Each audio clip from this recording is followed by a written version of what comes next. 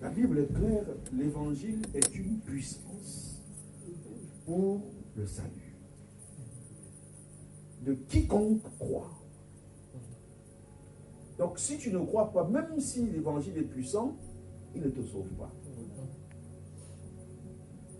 Donc je voudrais que nous allions un peu à la fin de la vie de Jésus dans l'évangile selon Saint Matthieu. Je ne serais pas offusqué si je dis Saint Matthieu. Hein? Matthieu était un saint quand il écrivait. Maintenant il est mort. Et vous êtes aussi les saints pendant que vous lisez. Le saint, ce n'est pas celui qu'on a canonisé au Vatican. Celui qui s'est converti à l'évangile. Amen. Matthieu chapitre 26, verset 46. Nous commençons au verset 45. Depuis la 6e heure jusqu'à la 9e, il y eut des ténèbres sur toute la terre. Et vers la 9e heure, Jésus s'écria d'une voix forte. Élie, Élie, lama sabachthani, c'est-à-dire, mon Dieu, pourquoi m'as-tu abandonné? Ah, j'ai commencé la photo. Matthieu. Allez dans Matthieu. Si vous ne voyez pas Matthieu, allez à la table de matière. Dans la matière, vous descendez, vous trouvez Matthieu, vous trouvez la page. Oui, je suis sérieux.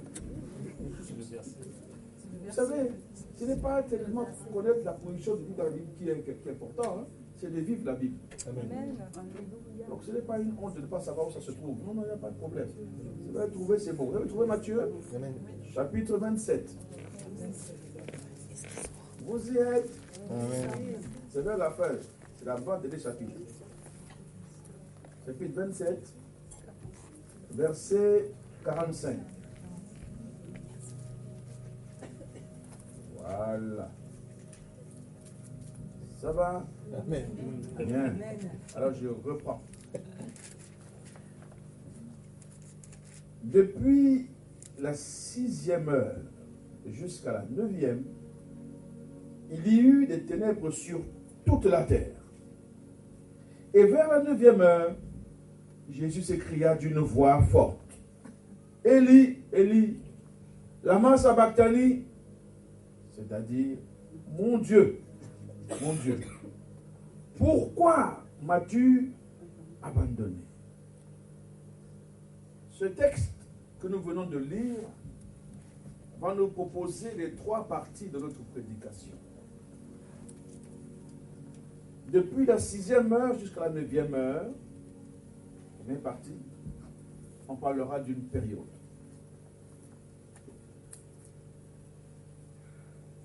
Et vers la 9e heure, Jésus s'écria d'une voix forte.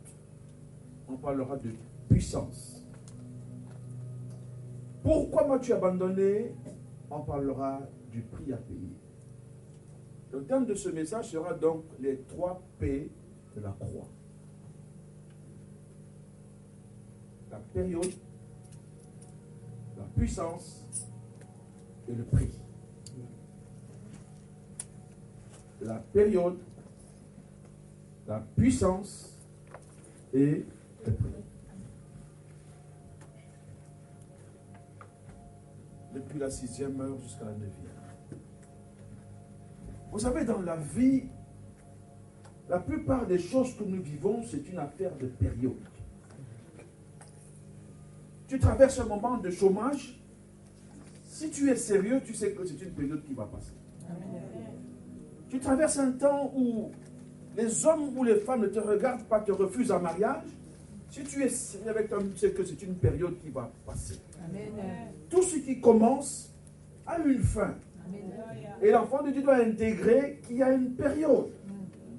Jésus est à la croix. Et subitement, il y a des ténèbres sur toute la terre. Je n'entre pas dans les discussions théologiques, que c'est la terre entière, ou bien toute la terre, ou bien mais de toutes les manières, là où il est, il y a des ténèbres. La 6e heure, c'est midi. La 9e heure, c'est 15 heures. Donc de midi à 15h, il fait nuit. Et vous pouvez vivre tous les jours très bien, mais à un moment de votre vie, il fait nuit. Vous perdez un enfant, c'est vraiment la nuit. Vous perdez un travail, c'est la nuit. Vous perdez une relation, c'est la nuit. Il n'y a pas un chrétien qui ne va pas vivre ces choses. Je vous parle de Jésus. Je ne vous parle pas de moi. Je vous parle de Jésus. Celui qui, quelques jours plus tôt, est entré à Jérusalem. Quelques jours plus tôt. Est-ce que vous pouvez m'aider à augmenter un peu le retour parce que je vais devoir la voix cassée. Quelques jours plus tôt, il entre à Jérusalem. Et pendant qu'il entre à Jérusalem, les femmes prennent leur manteau et ils posent par terre. On pose des rameaux et tous on dit Hosanna, Hosanna. Et Jésus est sur un âne. Il avance tout doucement. Et il se dit, mais qui peut faire que ces gens-là soient ici dans quelques jours? Qui peut faire que ces gens-là soient ici dans quelques jours? Parce que je sais que ce que je suis venu faire, ce n'est pas cela, mais c'est à la croix. Chaque fois que vous voyez des gens qui applaudissent pour vous, des gens qui vous célèbrent, levez la tête. Vous allez voir une croix qui vous a réservé quelque part. C'est bon, merci. Chaque fois que les gens vous applaudissent, sachez qu'il y a un traître qui n'est pas loin.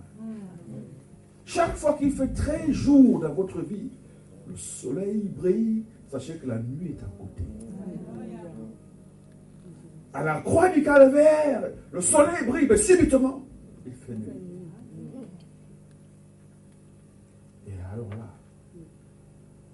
Jésus est à la croix, il n'est pas descendu, il est le Fils de Dieu.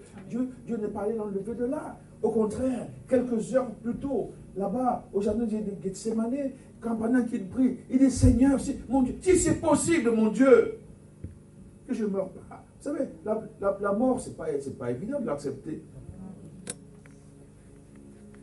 C'est vous, les chrétiens, qui êtes très spirituels, qui dites oh Seigneur, même si c'est la mort, j'irai avec toi. Bien, si la mort vient, vous ne parlerez pas comme ça. Son âme était triste. Pourtant, il savait très bien qu'il va ressusciter. Il a dit, personne n'arrache ma vie. C'est moi qui donne ma vie.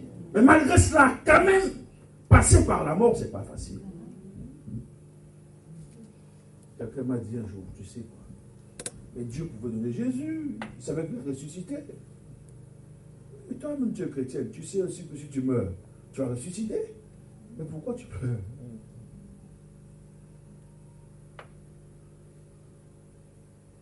Je vous dis que tout est affaire de période.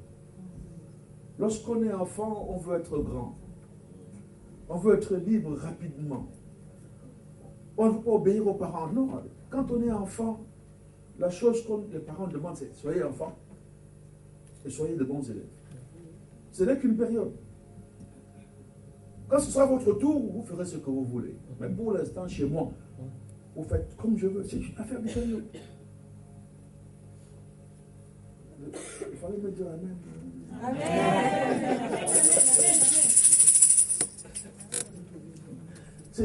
C'est une affaire de période. Si aujourd'hui les choses vont mal, au lieu d'abandonner et d'insulter Dieu, sache que c'est une affaire de période. Les gens sont devenus tellement pressés d'avoir tout de suite. Bon, je vais pour provoquer un peu. De temps en temps, il faut que je sois un peu taquin. Vous savez, nous vivons dans un pays, en France, où les gens vivent à crédit. Quand tu vois une nouvelle télé, il lui faut tout de suite. Attends. Est-ce que c'est vraiment important ça?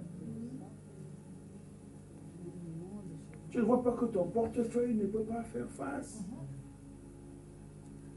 Si tu veux ça, prends une période pour économiser, tu vas acheter.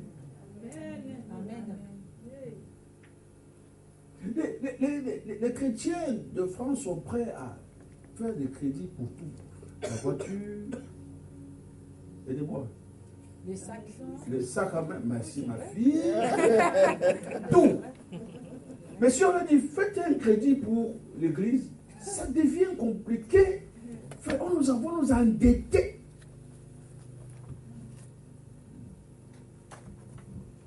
Moi, je connais la Bible d'un homme de Dieu qui est mort endetté.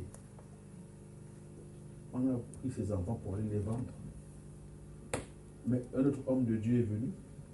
Il lui a dit, va encore t'endetter. Va emprunter des vases.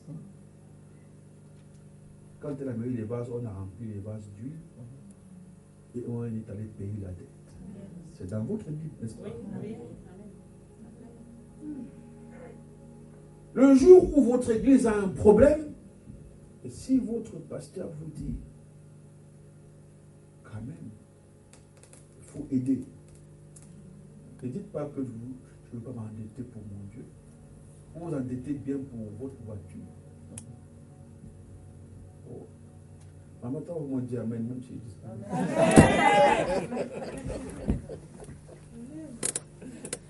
Vous voyez, lorsque vous savez que notre vie est faite de périodes successives de haut et de bas, il y a des échecs, des réussites, il y a des pleurs, il y a des joies, vous devenez quelqu'un de stable.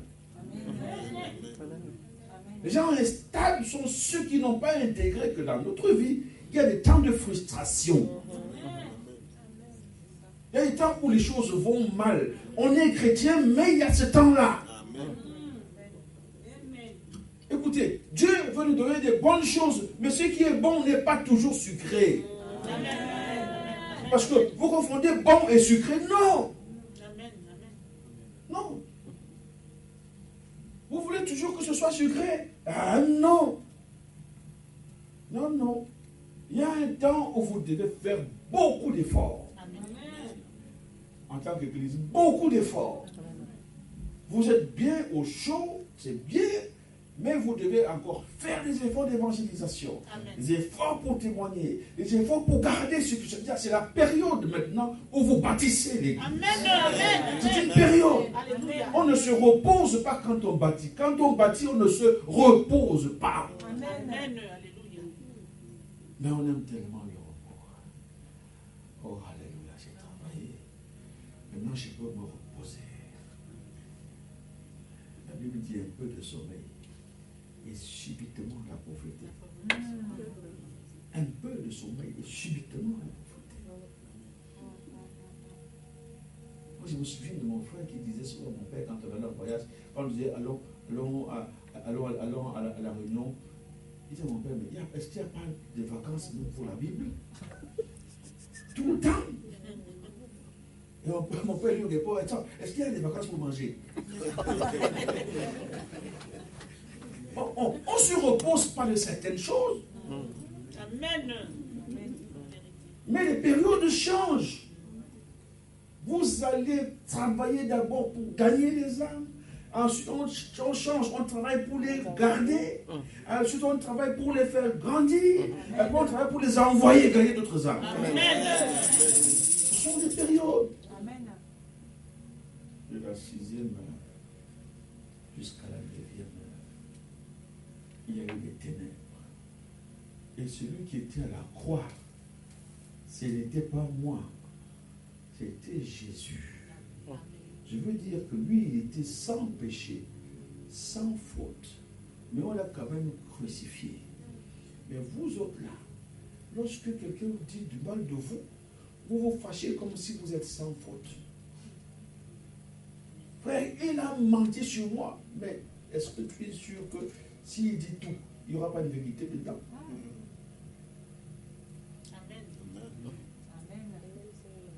Amen. Non, je reviens dans mon message. Apparemment, ce n'est pas bon là-bas.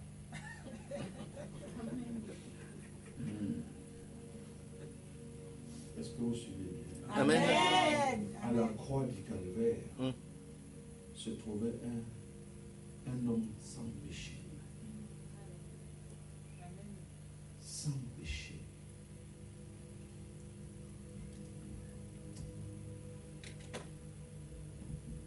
La nuit était tombée sur lui en plein jour. La Bible dit qu'il n'avait aucun éclat pour attirer les regards. Quand parfois je vois un Jésus qu'on montre là, blond, avec les yeux bleus, beau comme une fille, je me dis, mais est-ce que l'évangile est vrai ou bien l'évangile ment? Est-ce que Esaïe n'a pas bien vu?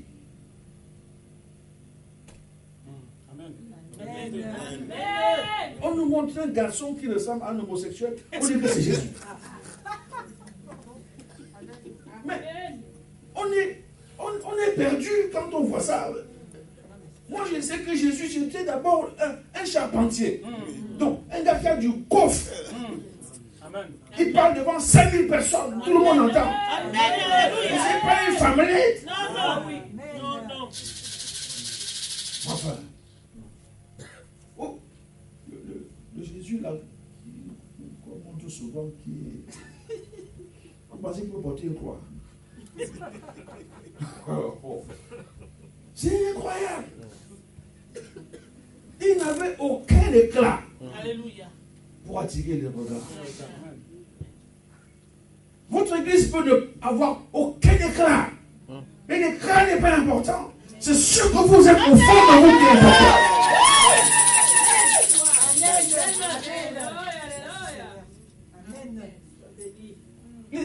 Les hommes aiment les choses qui sont éclatantes. Les mages conduits par l'étoile. C'est pas possible. L'étoile les conduit, hein. Ils arrivent jusqu'à Jérusalem. Au lieu de continuer avec l'étoile, ils disent que maintenant qu'on est arrivé ici, l'étoile tu peux laisser. Nous on sait que Jésus peut seulement être dans le palais. Ah! Parce que pour eux, il n'y a que ce qui est beau qui peut accueillir celui qui est grand. Alléluia. Ils sont rentrés dans le palais.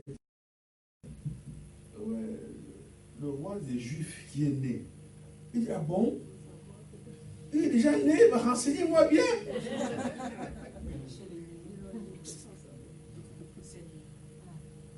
Et ce que j'aime dans la Bible, c'est que comme ils se sont arrêtés là, l'étoile s'est arrêtée. Quand ils sont sortis, l'étoile a repris son chemin.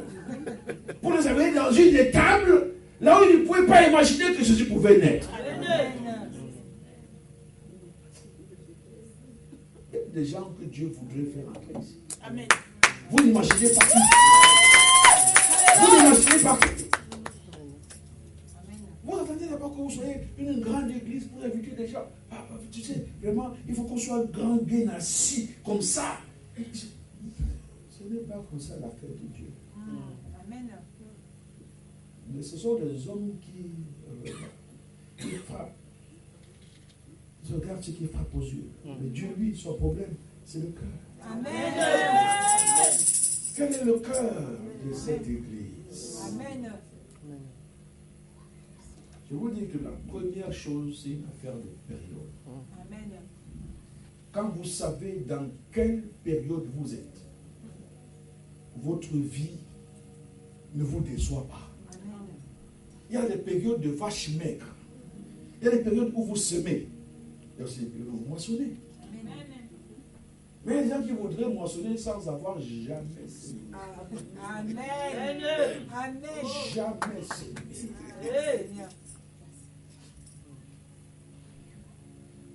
Je me souviens de ma mère qui disait à ma soeur souvent, non, ce sont des garçons, elle était la seule fille. Elle dit, oui, c'est ça, ma fille. Tu dis que tu as des devoirs à faire, va faire tes devoirs. Et quand tu vas grandir, ton mari va manger tes devoirs. Que tu ne peux pas apprendre à faire la cuisine.